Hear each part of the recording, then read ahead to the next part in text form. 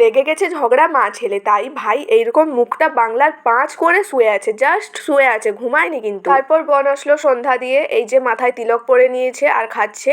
তারপর এই যে এইগুলো আনার জন্য ভাই মায়ের সাথে ঝগড়া লাগছিল। এতগুলা চকলেট কেনা হয়েছে কারণ আমাদের গ্রামে অষ্টম প্রহর হচ্ছে, আর সেখানে এই চকলেটগুলো সব ছুড়া হবে এবং ছোট ছোট বাচ্চারা এবং বাকিরাও এই চকলেটগুলো কুড়াবে। তারপর বাড়ি থেকে বেরিয়ে চলে গেলাম অষ্টম প্রহর দেখতে। ঘরের কাছেই অষ্টম প্রহর, বেশি দূরে না। তারপর সেই সব চকলেটের প্যাকেটগুলাকে ভাই আর বোন পুজো করিয়ে নিচ্ছে। তারপর পুজো করিয়ে নেওয়ার পর ওগুলাকে এই যে ছোঁড়া হচ্ছিল, আর এই দেখো সব ছোট ছোট বাচ্চারা চকলেট আর বাতাসা কুড়াচ্ছিল।